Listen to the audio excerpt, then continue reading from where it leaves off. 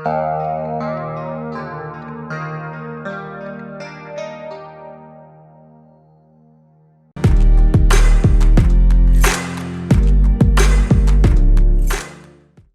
वालेकुम, this is Atif Arshad और आप देख रहे हैं दो फनकार। अभी एक रिकॉर्डिंग से फ्री हुआ हूँ तो सोचा यूज़र एक्सपीरियंस भी अभी का था, चलो स्टूडियो के लिए निकलना था, लेट हो रहा था। यूज़र एक्सपीरियंस की तीसरी वीडियो आखिर इतनी लेट क्यों की है मैंने? शर्जील साहब की इंस्ट्रक्शंस भी थी, हमजा भाई से भी डिस्कशन थी कि हम अपने व्यूअर्स, स्टूडेंट्स कुछ ड्राइंग, ग्राफिक डिज़ाइन का कुछ बता दें पहले, फिर हम उसको यूज़र एक्सपीरियंस पे लाएं और अगली वीडियो तभी शेयर करें ताकि वो कुछ पहले उसकी एक्सरसाइजेस कर चुके हों, समझ चुके हों और कुछ असाइनमेंट शेयर कर चुके हों ताकि उन्हें यूज़र एक्सपीरियंस को समझने में आसानी हो। तो इसीलिए हमने होल्ड पे रखी कि हम तीसरी वीडियो जो है ना हम थोड़ा सा लेट बनाएंगे ताकि इन्हें समझ आ जाए अपने व्यूअर्स को, स्टूडेंट्स को। तो यूज़र एक्सपीरियंस की तरफ मैं बढ़ता हूँ। जो पिछली वाली हमारी वीडियो थी उसमें हमने जिक्र किया बैड और गुड एक्सपीरियंसेस का, उसको समझने की कोशिश की। अब हम टोटली मतलब हमने वेब के पॉइंट ऑफ व्यू से भी देखा, अब हम टोटली वेब की तरफ चलेंगे कि हम वेब की तरफ रहते हुए कि हम उसको समझने की कोशिश करते हैं। अपनी मैं स्क्रीन रिकॉर्डिंग लेता हूँ तो बाय द वे मैं अगेन कहूँगा कि आप चैनल को सब्सक्राइब ज़रूर कर लीजिए, बेल आइकन भी हिट कर लीजिए ताकि क्योंकि हम वेबसाइट डिज़ाइन करना स्टेप बाय स्टेप चलेंगे, नेविगेशन एंड ऑल। पहले तो हम वो स्टेप बनाएंगे इंशाल्लाह, फिर आपसे मैं उसकी रिकॉर्डिंग शेयर करूँगा। अगर आप एक वीडियो भी मिस करते हैं तो इसका मतलब है आपने पूरा एक चैप्टर मिस कर दिया है, उसको आपको अगली वाली को समझना थोड़ा सा मुश्किल होता है। फिर बेहतर है कि आप एक एक वीडियो को आप देखते चलें, समझते चलें और सवाल करते चले, हमें कमेंट करते चले, हमें व्हाट्सएप नंबर जो हम शेयर करते हैं उस पर भी आप हमें बताते चलें। User experience what is use, मैंने by the way PhD file बनाई है यहाँ पर। तो ये जो है मैं यहाँ पर आपसे शेयर करता हूँ स्क्रीन रिकॉर्डिंग। तो व्हाट एज यूज़र एक्सपीरियंस, इसको मैं आगे चलता हूँ लेके, थोड़ी सी मेहनत की है इसके लिए। User experience depends on the structure usability that helps making a friendly design to attract users. जब आप एक वेबसाइट डिज़ाइन करें आपको पूरा फ्लो देखना पड़ता है, उसकी इंफॉर्मेशन देखनी पड़ती है, आपको आपका कस्टमर, आपका क्लाइंट क्या इंफॉर्मेशन देता है उसको आपको बाकायदा डिज़ाइन करना पड़ता है कि यूज़र की उसका एक्सपीरियंस, यूजेबिलिटी उसकी कैसी होगी। यहाँ पर मैं थोड़ा आगे चलता हूँ क्योंकि इसको थोड़ा सा आप ज़्यादा बेहतर आगे समझ पाएंगे। Roots of UX, structure and usability.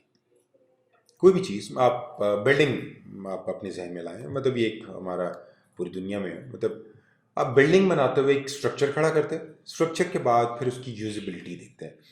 Structure खड़ा हो गया, उसके बाद आप देखते हैं डोर किस साइड पे खुलेगा, आपकी लाइट्स के स्विचेस बटन्स कहाँ लगेंगे, स्टेयर्स किधर आएंगी, उस पे ऊपर चढ़ते हुए मैं देखता था कि यार बहुत बहुत पहले जाएं तो एक लाइट ऑन करने के लिए आप स्टेयर्स चढ़ते हैं, मतलब वहाँ ऊपर जाके आप लाइट ऑन करते हैं बट आप अंधेरे से गुजरे हैं।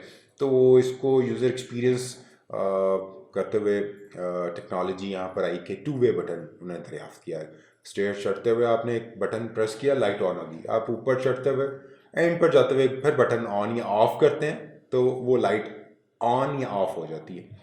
तो ये यूजेबिलिटी आपको देखनी पड़ती है।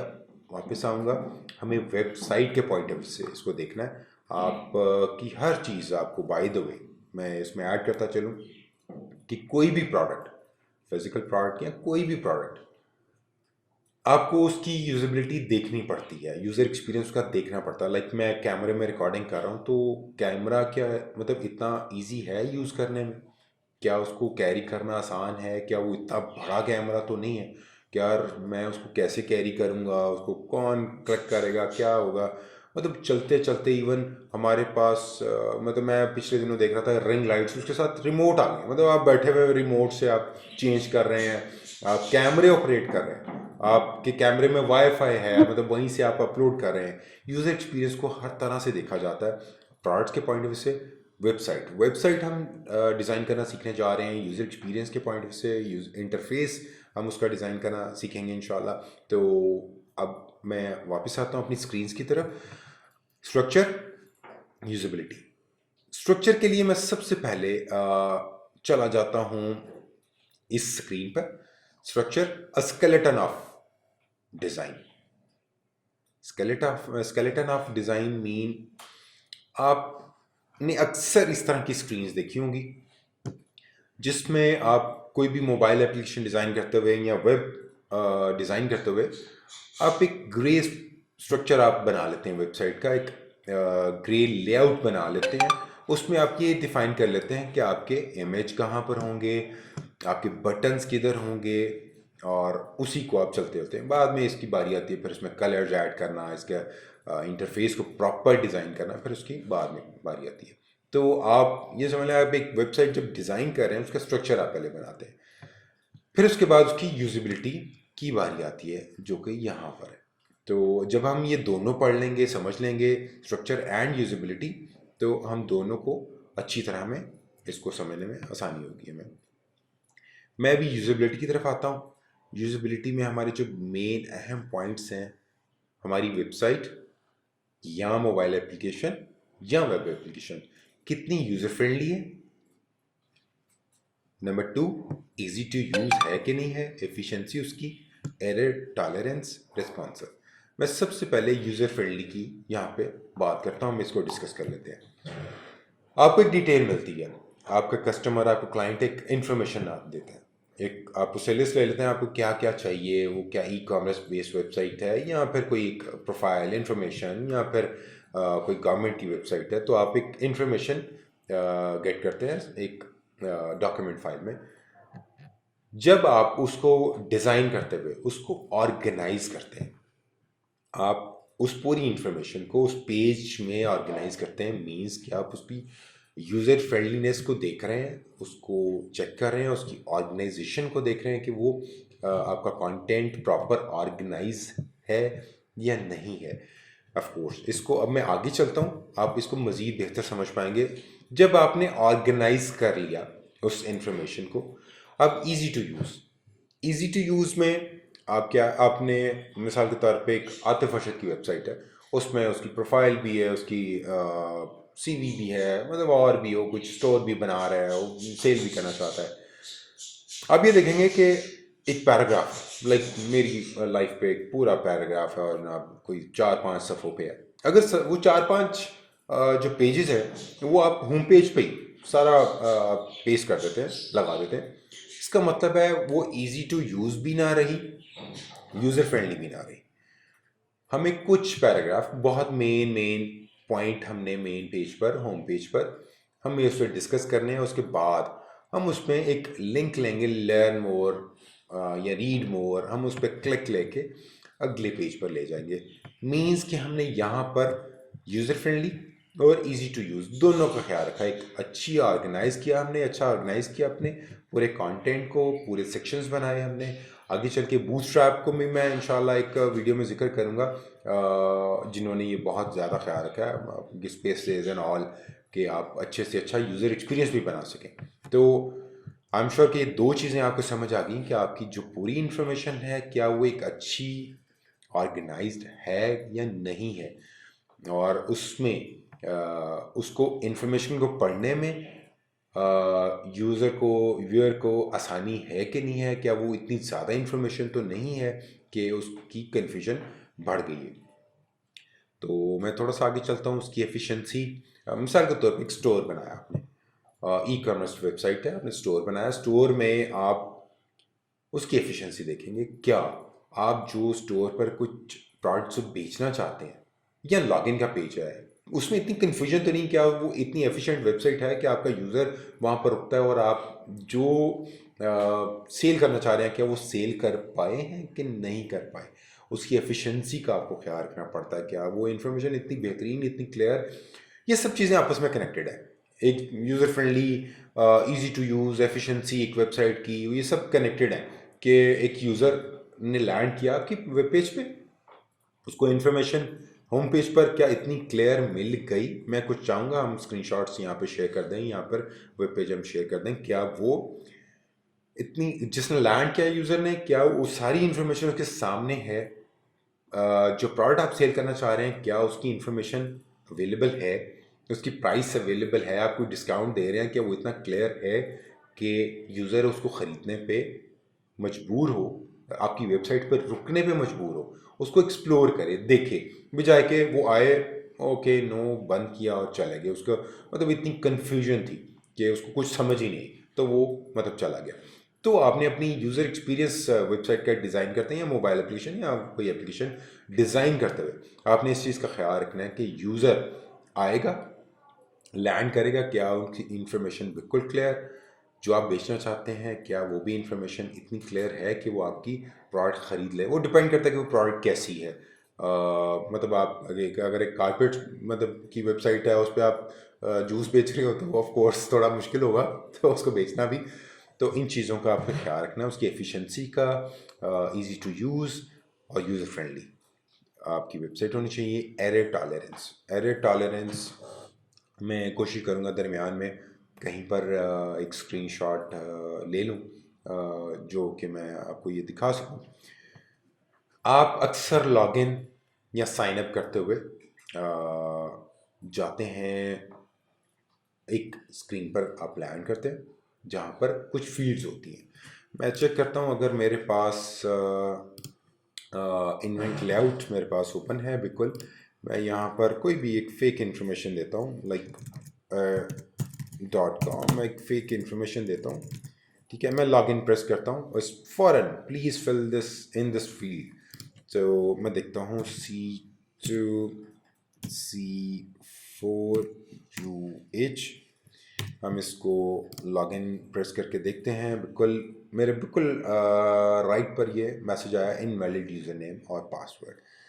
तो ये नहीं कि आपने ये इन्फॉर्मेशन देखना है कि ये ठीक है, क्या मेरी इंफॉर्मेशन क्लियर है, क्या एरर मैसेज मैं इजीली उसको देख पा रहा हूँ कि नहीं देख पा रहा। हम इसको इन्वेंट आइकॉन्स पे चलते हैं, वहाँ पर भी एक्सप्लोर कर लेते हैं। मतलब ये ज़रूरी है इसको आपको समझना कि आप लॉगिन करते हुए, साइन अप करते हुए, अब अक्सर मैं यहाँ से इसको लॉग आउट करता हूँ, मैं लॉगिन में जाता हूँ, इस पर हम देखते हैं कोई इंफॉर्मेशन और देते हैं और हम लॉगिन पे क्लिक करके देखते हैं इनवैलिड ईमेल एड्रेस और पासवर्ड। सो इस तरह की और कई वेबसाइट्स में इंशाल्लाह उसकी भी स्क्रीनशॉट्स आपसे शेयर कर दूंगा, आप देख पाएंगे कि उसका मैसेज क्लियर है कि नहीं, कि फील्ड आपने अगर उसमें इंफॉर्मेशन गलत ऐड की है तो वो आप मैसेज आपको इतना क्लियर है कि नहीं है, वो आपने देखना है। एरर टॉलरेंस आपकी ठीक होनी चाहिए। सेम रिस्पॉन्सिव पे मैंने इसकी स्क्रीन नहीं बनाई। रिस्पॉन्सिव जिस टाइम से मैं अबाउट 20 years काम करते हो गया, तो इसका कॉन्सेप्ट ही नहीं था। मतलब वो टैबलेट बाद में आए, तो मोबाइल, मुझे स्टिल रिमेम्बर नोकिया 3310, 3310 जिसको हम बड़ा मशहूर था, हम वो इस्तेमाल करते थे। तो वो एंड्रॉयड का तो कॉन्सेप्ट ही नहीं था।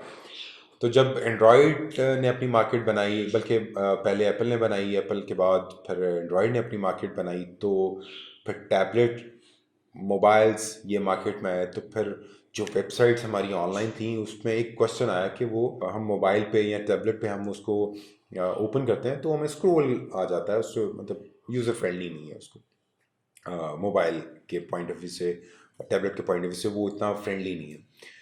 तो उसके लिए हमें करना ये मतलब पड़ा कि टेक्नोलॉजी जैसे जैसे अपग्रेड मतलब होती गई, वेब 2.0 इंट्रोड्यूस करवाया गया, फिर उसके बाद बूटस्ट्रैप और इस तरह की कई टेक्नोलॉजीज़ इंट्रोड्यूस करवाई गई, जो कि आपकी वेबसाइट को बिल्कुल रिस्पॉन्स करती थी आपके मोबाइल के।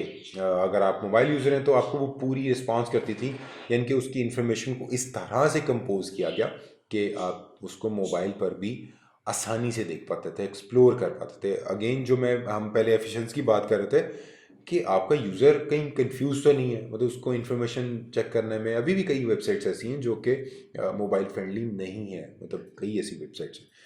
तो उसके बाद टैबलेट पे मैं चाहूँगा हम कुछ स्क्रीनशॉट्स या कोई वीडियो हम आपसे शेयर कर दें इसमें कि आपकी एक वेबसाइट आपके मोबाइल पर, आपके टैबलेट पर, आपकी वेबसाइट पे सही तरह से रिस्पॉन्स कर रही है कि नहीं। आप अगर कोई चीज़ सेल कर रहे हैं तो ई कॉमर्स वेबसाइट है, क्या वो इन्फॉर्मेशन इतनी क्लियर है मोबाइल टैबलेट वगैरह पे भी, तो आपने उसका भी ख्याल रखना है। और ये यूज़र एक्सपीरियंस का पार्ट होगा, हिस्सा होगा, आपको लाजमी देखना है। तो इसको आप समझ लें, ये 5 पॉइंट्स आपने समझ लेने जब भी आपने डिज़ाइन करना है। इसको मत आप देखें कि डिज़ाइन, एक मैं आपको बता दूं कि रूल्स के अंदर रहते हुए आप अच्छे से अच्छा, अमेजिंग से अमेजिंग डिज़ाइन कर सकते हैं। बाज़ दफ़ा होता है कि जी मेरे अक्सर दोस्तों से भी डिस्कशन चल रही होती है कि यार क्लाइंट ये करवा देता है, क्लाइंट वो करवा देता है। क्लाइंट अपने यूज़र एक्सपीरियंस की बात कर रहा होता है, क्लाइंट को जो सेल करना है वो उसको देख रहा होता है, वो आपके डिज़ाइन को नहीं एक्चुअली वो देख रहा, इंटरफेस को नहीं। वो देख रहा है यार मेरी इन्फॉर्मेशन क्या मैं वो सेल करूँगा कि नहीं। हमने उसके माइंड को समझना है, उसकी इन्फॉर्मेशन, और हमने अपनी भी कोशिश करनी है कि हम उसको यूज़र एक्सपीरियंस इतना अच्छा दें उसकी वेबसाइट है या मोबाइल एप्लीकेशन पे या वेब एप्लीकेशन पे कि उसको कन्फ्यूजन हो ही ना। और फिर हम उसके बाद उसके interface, design, look and feel पे हम फोकस करें कि उसी के अंदर रहते हुए खूबसूरत से खूबसूरत तरीन कॉम्पोजिशन, एलिमेंट्स, डिज़ाइन, सब कुछ हम उसको दें। तो इसके लिए मैं एलिमेंट्स का भी मैंने जिक्र किया, तो उसके लिए ग्राफिक डिज़ाइन की क्लासेस शजील साहब पढ़ा रहे हैं, वो सारी पढ़ रहे हैं कि हमें एलिमेंट्स को कैसे यूज़ करना है उसके अंदर। वो एलिमेंट्स या फॉन्ट्स, आई एम श्योर कि इंशाल्लाह फॉन्ट्स की भी हमने रिकॉर्डिंग करनी है, आई एम श्योर। तो उसको समझना ज़रूरी है, कलर्स, उसकी साइकी, सेंस, मतलब आप कलर्स का यूज़ करें। तो वापस आता हूँ यूज़र एक्सपीरियंस में, मैं ज़रा ट्रैक से बाहर जा रहा हूँ। तो यहाँ पर अब मैं इस लास्ट स्क्रीन पे आता हूँ, ये आप थोड़ा सा मेरे साथ समझ लीजिए। लास्ट स्क्रीन है, इसके बाद हम इस वीडियो को बिल्कुल क्लोज करते हैं। तो मैंने एक स्ट्रक्चर बना लिया, मैंने कुछ पेजेस बना लिए। अक्सर आप ऊबर और करीम और इस तरह की कई एप्लीकेशंस मार्केट में हैं जो आप अक्सर इंस्टॉल करते हैं, फिर अनइंस्टॉल भी कर देते हैं, फिर इंस्टॉल करते हैं। तो अक्सर आप देखेंगे 3-4 विंडोज़ आपके साथ शेयर की जाती हैं स्टार्टिंग में जब आप एप्लीकेशन इंस्टॉल करते हैं, कि आप उसको अंडरस्टैंड कर लें कि ये एप्लीकेशन में क्या क्या होगा, वो कैसे काम करेगी। इंट्रोडक्शन आपके साथ उसकी कुछ स्क्रीन्स, इंट्रो स्क्रीन्स आपसे शेयर की जाती हैं। हमने भी वही रेफरेंस एक बनाई कि यहाँ पर इमेज होगा, यहाँ पे कुछ उसके मुतालिक इंफॉर्मेशन होगी, गेट स्टार्टेड। फिर नेक्स्ट स्क्रीन होगी, इंफॉर्मेशन होगी, गेट स्टार्टेड पॉइंट नंबर 2 पे, या इस पे हम सेकंड स्क्रीन पे। यहाँ पर अगर नोटिस करेंगे स्किप स्किप, यानी कि ये 2 स्क्रीन्स को स्किप कर सकते हैं। तीसरी स्क्रीन पे हमने बैक का बटन दिया कि आपको अगर इन्फॉर्मेशन नहीं समझ आई पिछली स्क्रीन में, सही तरह से आप क्लियर नहीं है, तो यहाँ पर बैक आ जाए, यहाँ से भी बैक आ जाए। यहाँ पर बैक नहीं है क्योंकि इससे पीछे कोई स्क्रीन नहीं है, तो यहाँ से हमने स्किप हटा दिया क्योंकि यहाँ पर आपको गेट स्टार्टेड पर क्लिक करना ही होगा, स्किप नहीं। अब यहाँ पर फाइनल आपको यूज़र और पासवर्ड स्क्रीन पे, लॉगिन स्क्रीन पे आपको जाना होगा। यहाँ पर ये हो गया स्ट्रक्चर, हमने एक ग्रे स्ट्रक्चर हमने खड़ा कर लिया। स्किप पे आप क्लिक करेंगे तो ये ऑटोमेटिक इनको पास करते हुए, इनको, इन दोनों स्क्रीन्स को स्किप करते हुए लॉगिन स्क्रीन पे चली जाएगी। इसको समझना आपके लिए ज़रूरी है कि यूजिबिलिटी की यहाँ पर मैं बात कर रहा हूँ। जब मैंने यहाँ पर स्किप पे क्लिक किया तो ये ऑटोमेटिक दोनों स्क्रीन स्किप करके मेन विंडो पे आ जाएगी। इमेज या इस पूरी स्क्रीन पे क्लिक करता हूँ, ये अगले वाले पे आ जाएगा, इस स्क्रीन पे आ जाना चाहिए। गेट स्टार्टेड पे क्लिक करता हूँ, ऑटोमेटिक अगली स्क्रीन पे आ जाना चाहिए। यहाँ से बैक पे क्लिक करता हूँ तो यहाँ पे ऑटोमेटिक मैंने इस स्क्रीन को कनेक्ट किया ताकि ये इस स्क्रीन पे वापस आ जाए। तो ये है यूजिबिलिटी कि मैं इसको यूज़ ठीक कर पा रहा हूँ कि नहीं कर पा रहा, क्या मेरी एप्लीकेशन इतनी एफिशिएंट है कि नहीं है, उसकी एफिशिएंसी, उसकी यूज़र फ्रेंडलीनेस, वो कितना यूज़र फ्रेंडली है, इजी टू यूज़ है कि नहीं है, क्या स्किप का बटन यहाँ कहीं नीचे तो नहीं लगा या इसके नीचे तो नहीं लगा, क्या उसको ढूंढने में मसला तो नहीं है। आपकी इंफॉर्मेशन बहुत क्लियर, सामने स्ट्रेट फॉरवर्ड होनी चाहिए, मिनिमल। जितना आप बहुत ज़्यादा अगर इन्फॉर्मेशन है, मिसाल के तौर पे आप क्रिकेट की कोई वेबसाइट है, बहुत ज़्यादा इन्फॉर्मेशन होती है उसमें, मतलब प्लेयर्स की हिस्ट्री, उसके स्कोर, उसकी मतलब पुरानी हिस्ट्री और करंट, और क्या लाइव मैचेस चल रहे हैं, तो बड़ा ज़्यादा ज़रूरी है। अगर आप सब कुछ इकट्ठा डाल दें, मेसी हो जाए, से बेहतर आप उसको वेल ऑर्गेनाइज्ड होना चाहिए। आप उसको ऑर्गेनाइज अच्छा करें, उसकी यूजिबिलिटी को अच्छा बनाएं कि करेक्ट पैनल लें आप, वहाँ पर उसके प्लेयर्स की प्रोफाइल दें, फिर लाइव इन्फॉर्मेशन दें कि लाइव अभी कौन से मैचेस चल रहे हैं, क्लिक लें, उसका स्कोर बोर्ड दिखाएं। जो मैंने अक्सर वेबसाइट्स पे देखा है, बहुत अच्छा उसका एक्सपीरियंस है वहाँ पर। तो आई एम श्योर के यूज़र एक्सपीरियंस की इस वीडियो को आप इंफॉर्मेशन को आप सही तरह से समझ पाए होंगे। अब इसके बाद हम इंशाल्लाह इससे आगे बढ़ेंगे। अगली स्क्रीन्स में कुछ रेडी कर रहा हूँ हमजा भाई और शर्जील साहब के साथ मिलके। इंशाल्लाह हम तीनों मेहनत कर रहे हैं, टीम बना रही है। जैसे कि मैंने आपको बताया कि आइकॉन्स भी टीम मतलब बना रही टीम, और ये इन्वेंट लेआउट पे भी हमारी टीम बैठी काम कर रही है।